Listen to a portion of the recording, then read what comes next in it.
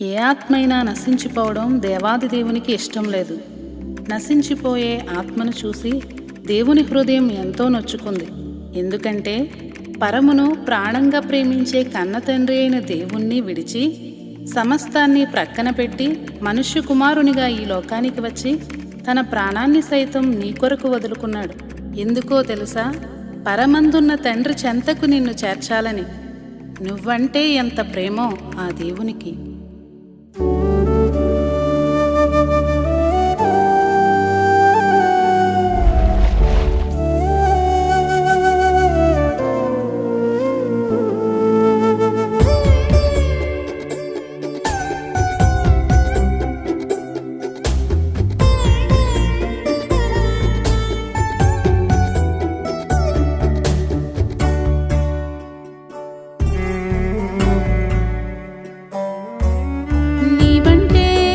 ప్రేమో ఆ దేవునికి, నీ కోసమే ఆ దైవం బలి అయినది.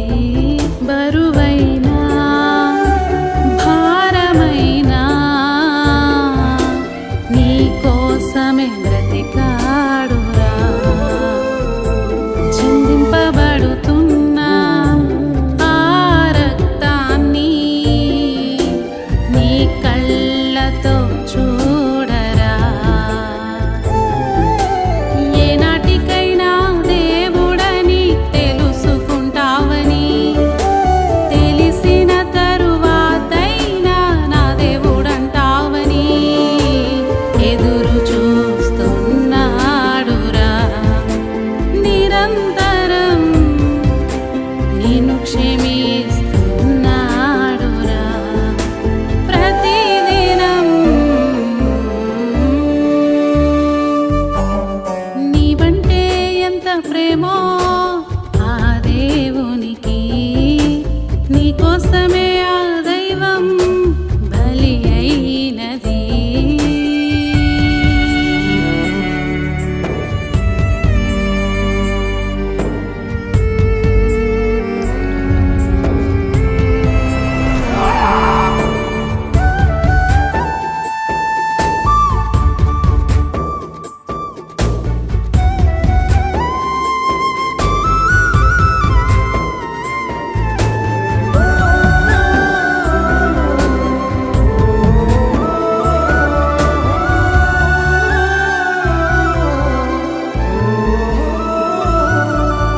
నాన్నవారే దూషించిన నిలబడగలవా?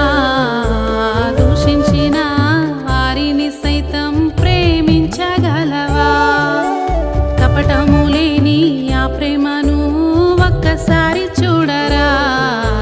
ప్రతివాదినైనా క్షమించమని తండ్రిని కోరెగా, నీ నుంచి ఆ దేవుడు ప్రేమను ఆశించెను. నీకై త్యాగం చేస్తున్నా గుండెని గాయం చేశావు. నీకై ఓర్చుకున్న ఆ ప్రేమను చూడరా. తల ఎత్తి చూచుటకైనా ఓపిక లేదుగా, పరితపిస్తున్నాడురా. ప్రతి క్షణం నిన్ను వెదికే ప్రయత్నమేరా. అనుక్షణం నీవంటే ఎంత ప్రేమో ఆ దేవునికి, నీ కోసమే ఆ దైవం బలి అయినది.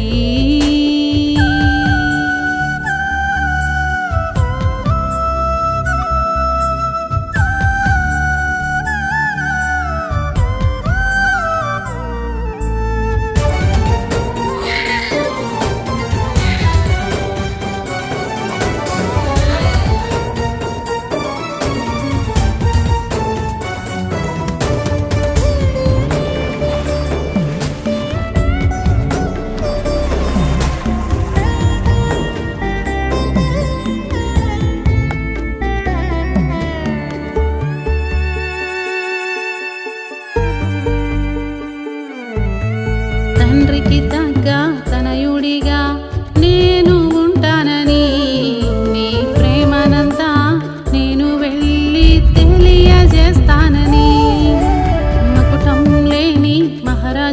నీపై మనస్సు పెట్టెనురా. ఆ రెండవ మరణం పొందకూడదని మధ్యవర్తి అయ్యరా.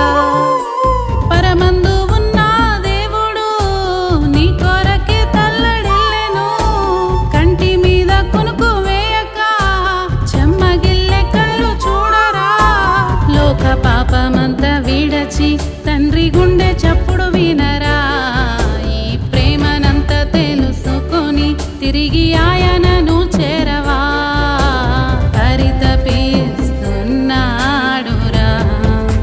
ప్రతి క్షణం నిన్ను రక్షించే ప్రయత్నమేరా. అనుక్షణం నీవంటే ఎంత ప్రేమో ఆ దేవునికి. నీ కోసమే ఆ దైవం బలి అయినది. బరువైనా భారమైనా నీ కోసమే